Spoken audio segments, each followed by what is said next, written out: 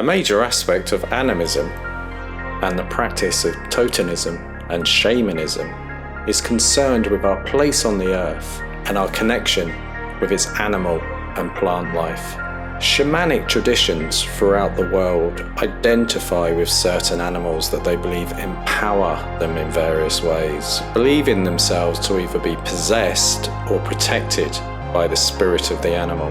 To the mind of majority of Westerners, this belief seems insane. But when looking at the environmental damage done by our material outlook, we can perhaps learn something from their mindset. In most instances, the archaic animist belief system enabled people to live in greater harmony with nature, rather than separate themselves from nature or have domination over it. Despite it frequently being demonized, it is the root of all the major belief systems. Animal metaphors are commonplace in the Bible, where we see wolves, leopards, lions, eagles, wolves, serpents, doves, and of course sheep, used to express human character. An echo of totemism are practices like heraldry that continue until the modern period. Within our current pop culture, we can also see echoes of this tradition. A big tradition within cinema, especially animation, cultivated through fairy tales, is the telling of a fable involving a story with animal characters that represent aspects of human behaviour. One only has to think of the snake, the ape, and the tiger in the Jungle Book, each individual character carrying out one or a few traits from the broad spectrum of human characteristics. The superhero genre can also seem to follow the animist tradition, whereby empowerment can seem to be connected to an animal spirit and nature. The characters Wolverine, Spider-Man, Batman, Catwoman, Penguin, Sabretooth, and Black Widow are some of the many examples. Jung observed that archaic man was no more good or evil than civilized man, but appreciated an instinctual intelligence that modern man usually ignores. Jung described archaic man's concept of his environment as a world in which man is contained not only physically, but psychically as well. To a certain extent, he coalesces with it. In no way is he master of this world, but rather its component. He does not dream of classifying himself as the Lord of creation. It never occurs to him that he may be able to rule nature. It is civilized man who strives to dominate nature and therefore devotes his greatest efforts to the discovery of natural causes, which will give him the key to nature's secret laboratory. This is why he strongly resents the idea of arbitrary powers and denies them. Their existence would amount to proof that his attempt to dominate nature is futile after all. To archaic man, the world is not one of cause and effect. His worldview perceives a unity and interrelation of all things and events, the experience of all phenomena in the world as manifestations of a basic oneness. This is reflected in some areas of science where we are moving away from the Newtonian model of basic building blocks to the world of quantum physics, where at the atomic and subatomic level, constituents of matter and the basic phenomena involving them are all interconnected, interrelated, and interdependent, that they cannot be understood as isolated entities, but only as parts of the whole. When considering the animist and shamanic belief in an unconscious animal connection that must be preserved to maintain one's health and power of the individual and tribe, it is interesting to consider the group of animals that have become one of the most represented and explored within pop culture. Insects, and most especially ants. This is unsurprising, as so many connections can be made between the structure and direction of modern society and those of ants. Ants are an example of an animal that gives up a sense of individuation for the sake of the whole.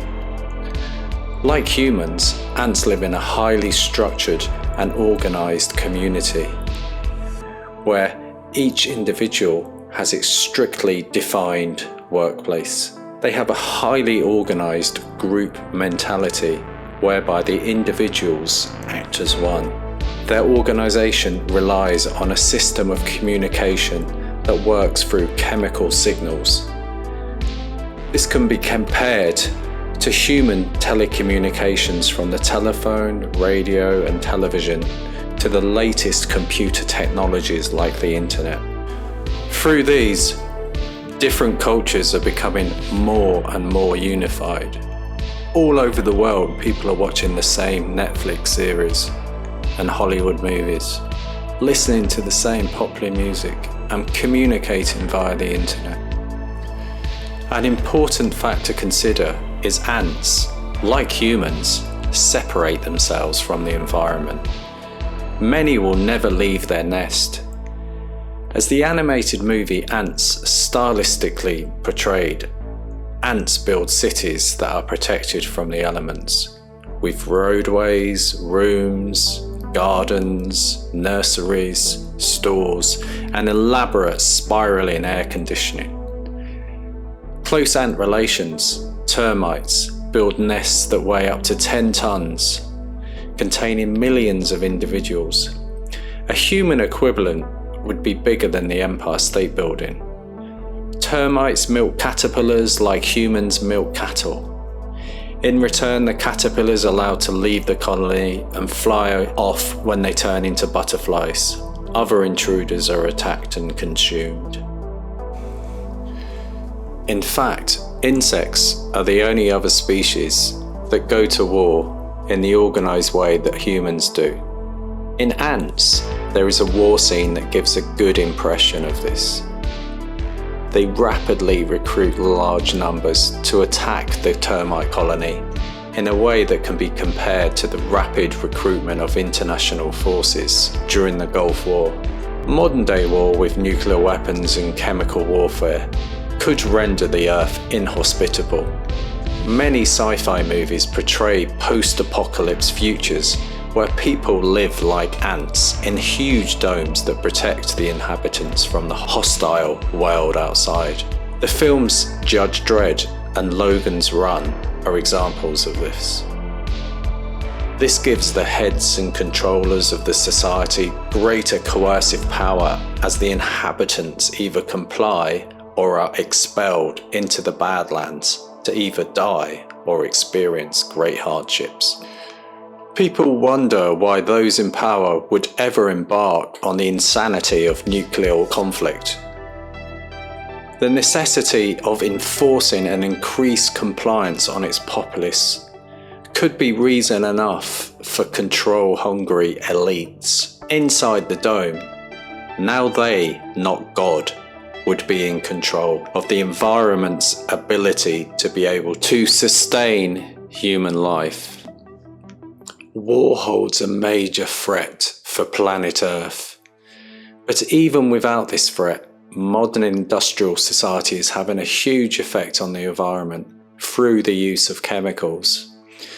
These chemicals that are used to power and construct the man-made environment are passing into the natural ecosystem, causing aberrations and mutations. These chemicals, classified as PCBs, are disrupting our and the entire animal kingdom's hormonal systems. Some mimic estrogen, others interfere with other parts of the hormonal system, such as testosterone and thyroid metabolism. This is essentially making the entire animal kingdom, including us, less fertile. How do these changes relate to insects? In an ant colony, and this is a point where ants did not stay true with real-life ants, Most of the individuals are female. Of these, only a few, sometimes only one, have the ability to lay eggs. The others are infertile. Males are rare or absent altogether, being produced only at certain times in the year when the colony reproduces. Our use of chemicals is leading us towards a similarly structured society. Of particular concern are a particular group of chemicals called endocrine disrupting chemicals, or EDCs. These are making both males and females less fertile. There are around 800 artificial EDCs in everyday items, such as plastics of food containers, personal care items, and food products.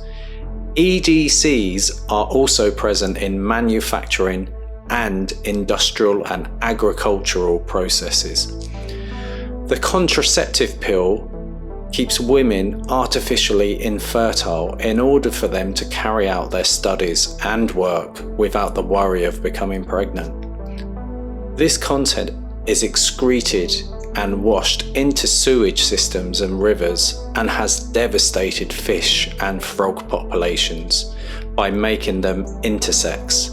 It is also making human men and non-pill taking females less fertile as it passes into our drinking water. Corporate companies, the major employers of today, prefer to employ women who do not plan on having children. Also, the world of modern workplace is becoming more female in the sense that the number of female employees has increased, due to the fact that modern office work culture has more in common with the historical and biological female role. In the past, women generally used to raise children and care for the home. The home environment is a very social one, where women developed their social and communication skills. Man's traditional role was that of hunter-gatherer, an occupation much less social, but more aggressive and territorial. For a man to adapt into our modern, ant-like office environment means having to compromise and suppress their archaic instinctual masculinity and become more female. For women, it is easier to adapt into modern work culture, but they have to suppress their motherly instincts and become like working ants, infertile females. In more recent times, we have seen a promotion of trans culture whereby fertile men become infertile females and fertile females become infertile men. The process often involves extreme surgery and the use of hormonal disrupting chemicals that further wash into the environment. Without doubt, the science fiction genre, which like The Shaman attempts to visualize the future, views the future as insect. 50s B-movies set in the future were littered with giant insects and mutant half-human, half-insect creatures that travel through space in flying saucers. The movie The Fly, a twist on the Frankenstein myth, is about a science experiment gone wrong where the scientist gradually evolves into a fly. This sci-fi tradition has continued until today, including the Alien franchise, which features a distinctly gruesome and insect-like family of aliens. The designer of the creature, H.R. Giger, is famous for his artistic, some might say shamanic, vision. A spray-painted, monochrome vision of mutant, exoskeletal, insectoid humanoids connected to machines, linking the individuals together as one organism. The film Starship Troopers is another prescient example of the sci-fi obsession with insects. It features an insect alien community whose territory has been invaded by humans. leading it to respond aggressively as the communities compete for territory. At first appearance, these insectoid creatures seem very different from the human community. But as the film progresses, it cleverly shows us that we are perhaps not so different. Both communities have a similar structure and are driven by similar instincts, with the same desire to fight for the survival of the species. The film's ironic use of fascist imagery is particularly revealing, comparing the structure of the society with that of the Nazis, who required obsessional compliance of its manipulated population. The film could equally have successfully used other totalitarian regimes, such as Soviet and Maoist communism, and increasingly our own culture seems to be moving in this direction. In the world of the occult and esoteric, it is interesting to look at two entities that were envisioned by the highly influential figures of Rudolf Steiner and Aleister Crowley: Ahriman and Lam. These portraits were rendered around the same time, during and just after the First World War. The First World War was a gruesome bloodbath, and the horror of industrial technology applied to warfare may have attracted alien or other dimensional interest. Steiner related many transhumanist qualities to Ahriman that can be related to the human insect wave, a synthetic exoskeletal future of AI dominance over the individual. Aleister Crowley, unsurprisingly, was more positive about Lam, claiming that Lam was the soul of a dead Tibetan Buddhist teacher, or Lama, a name which Crowley correctly identified as the Tibetan word for way or path. The Tibetan alien connection is an interesting one that I'll explore in another video. These artworks are fascinating as they were rendered years before the large number of claimed alien sightings and associated abductions that received widespread media coverage from the 1940s until the present day. Many people who claim to have seen real aliens seem to describe them either as angelic-like humans or anthropomorphic creatures, such as lizard and feline humanoids. But most commonly, and unsurprisingly, they are described as insect-like humanoids. These sightings follow a familiar description of a spindly human-like body and an oversized insect-like head with bug eyes. Indeed, people who claim to have been abducted by these creatures report that there is an insect-like totalitarian hierarchy aboard these spaceships. Even if these sightings are hallucinations or the product of the imagination, or even what Jung referred to as the shadow, it is interesting that there is this connection with insects and space. Where once the forest was seen as a magical place, where people had visions of joyous and beautiful fairies and elves, forest animal-like humans, now space is seen as the world of mystery and magic. The visions of other worldly creatures is now of highly organized, scientific, experimental and highly analytical insect-like humanoids.